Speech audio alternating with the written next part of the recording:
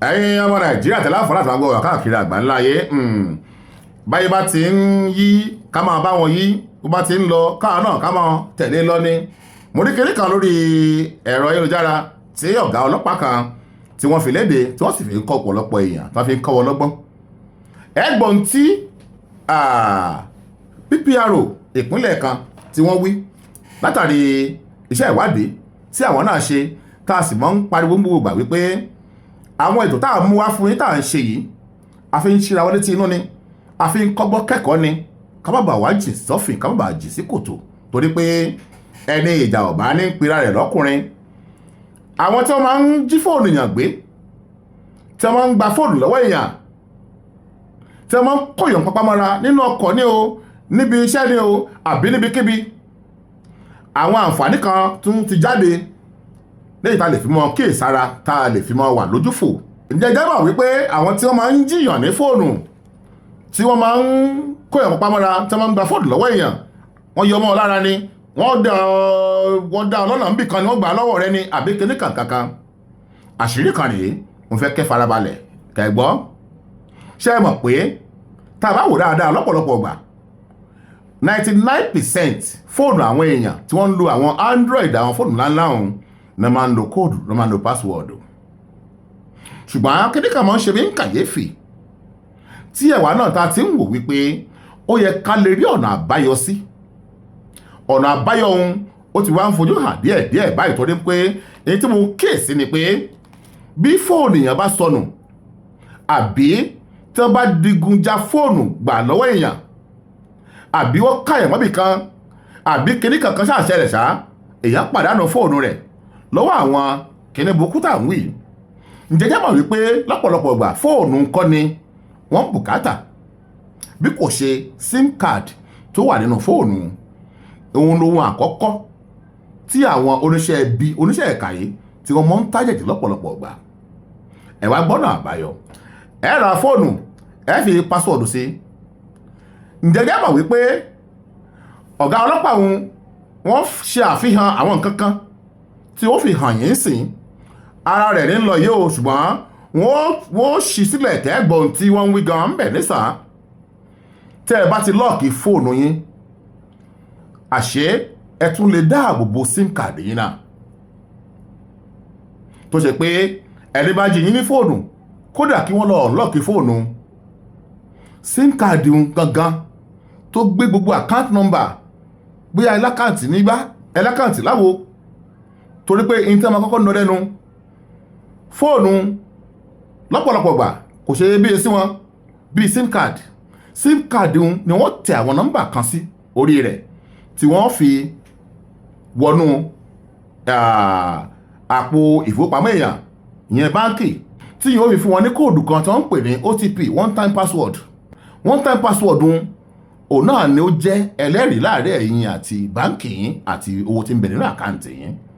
one time password nọ́mbà bíi 6 péré náà ni tí wọ́n bá jiyàn ní fóònù àbí tí wọ́n gbà lọ́wọ́ èèyàn àbí tí wọ́n kó ìpapọ̀ mọ́ra níbì kan tí wọ́n gba fóònù lọ́wọ́ èèyàn kóòdù tó bá ti tẹ̀ sórí fóònù yóò gbé OTP one time password yóò gbé wá.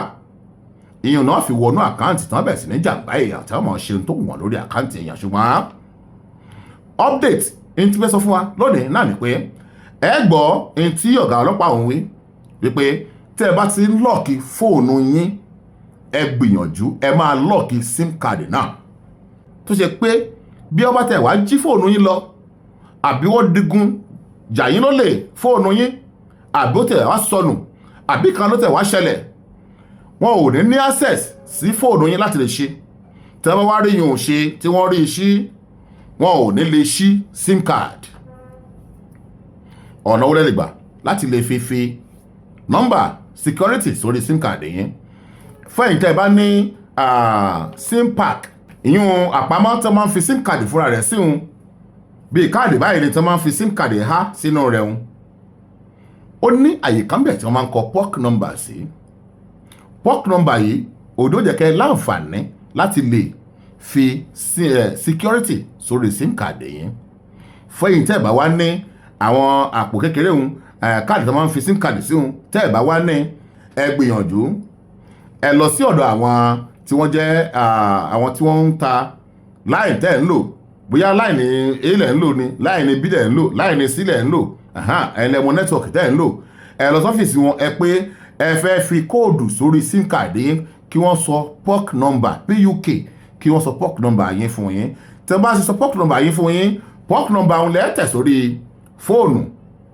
níbi kan níbi security tẹ́ bá ti débi security lórí fóònù yín àlàyé òun yóò yé yín torí ó jẹ́ kí fọ́nrán yìí ń jẹ́ kó sọ̀rọ̀ ẹ gbọ́ bẹ́ẹ̀ ṣe rin gbogbo ìrìn òun tẹ́ bá ti wá tẹ PUK number òun sórí sim card lock yóò gbé àwọn kìnnì kan wá fún yín ẹ tẹ àwọn nọ́mbà òun sí yóò wà ní kẹfì security number tẹ́ fẹ́ máa lò lórí sim card yín ẹ láǹfààní àti fi sí tó fi jẹ́ pé bí fóònù bá ti lọ́ọ̀kì sim card náà lọ́ọ̀kì nù kẹ́ ẹ fẹ́ pè ẹ kọ́kọ́ fi kóòdù sí ẹni tí ó wà digun jà yín lólè tí ó jí owó lórí àkáǹtì yín àbí tó ṣe kíní kankan tó yóò ṣojú ẹ̀yà àti rẹ̀ èèyàn àṣírí ńlá tí mo tó ní kí n mú wá fún yín nù o ẹ wà lójú fẹ́ máa ṣọ́ra àwọn ẹnjìníà kan náà wà tẹ́kọ̀ tó bá ti lọ́dọ̀ wọn pé fóònù yìí kíní kan wọ́n gbòó lọ wọ́n bá wọn ṣí fóònù tí wọ́n bá ṣí fóònù bóò náà ti ṣí sim card tí wọn ò bá sì ṣí sim card wọn ò lè wọnú àkáǹtì nọ́mbà yín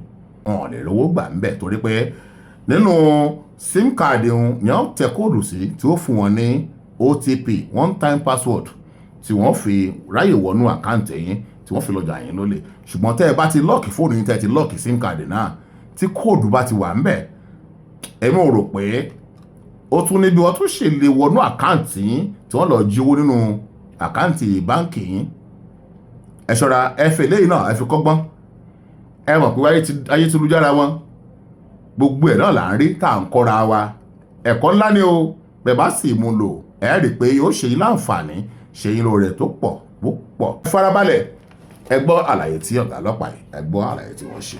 The first thing you do is to enter the settings. From the settings you look for security. Now this is security and privacy. On this place you go straight to more security. For some Android phones it is advanced security. Now you click. Upon clicking you see SIM card security. You click SIM card security, lock SIM card. There you now click on lock SIM card. It will give you the prompt asking you to enter your SIM pin. Now if you have your SIM pack, go get your SIM pack, look at it, you see the default SIM pin. For Glo at times it's 00 into 4 places. You can enter it, then change your SIM pin. Alternatively, if you don't have your SIM pack, you can go to the office of your service provider, request for your PUK number. Then you can now exhaust these 3 attempts. Then you use your PUK number to change your SIM card pin to a number of your own choice. Having done that, should you lose your phone, even if they take your SIM card and put on another phone, they must be required to enter the SIM pin before they can have access to your phone. And without that, they cannot have access to your bank account. From settings, you go to cellular. Unlike Android where you go to security, just come to cellular. You click cellular. You look for SIM pin. Click the SIM pin. For mine, you see it's already active. Simply because this is my SMS alert SIM card. So I've already activated my SIM pin just to let you know that I'm setting an example. I'm not just asking you to do it without doing mine, because this is my SMS alert SIM card. If criminal-minded people get hold of this my phone and remove the SIM card and insert on another phone, they cannot use the SIM card for anything because they will be required to activate or enter my SIM pin. For those of us who have not activated that one, I've already taught you how to do it.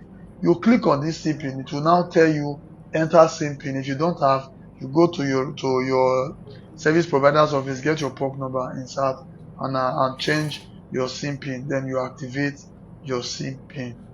Ẹ gbìyànjú ẹ wò, ẹ rí i pé yóò ṣe láǹfààní tó pọ̀.